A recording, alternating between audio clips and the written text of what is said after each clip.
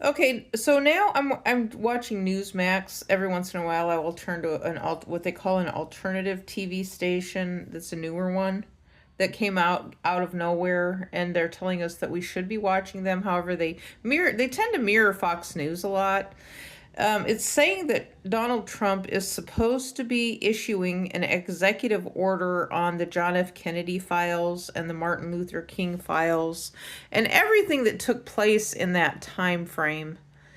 And I actually thought the government had already been releasing a lot of that information. You know, some people will say, oh, it was an inside job, the government did it. It was done by actors, you know, that John F. Kennedy actually was still alive, but they created this big false flag. That's what they call it, a false flag narrative.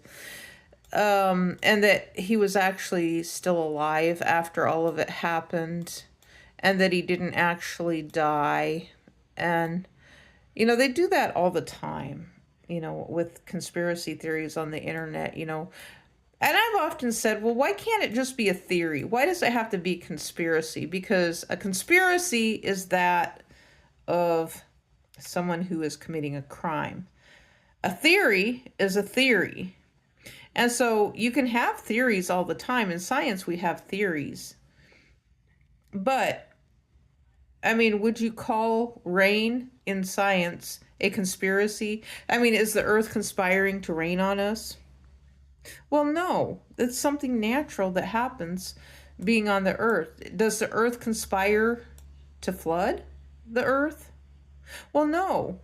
Like 80 to 85% of the earth is covered in water.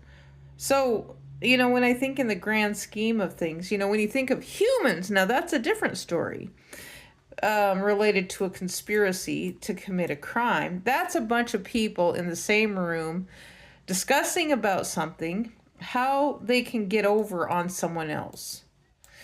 And so that in and of itself then becomes a crime. So when you're doing something or discussing something in a room, in it could be, I think of it even this as simple as inflation, you know. So if you're in a room and you're discussing about how you want to take something from the American public, well, it becomes to insider trading and the emoluments clause. All of this ties in and makes a whole bunch of sense to me.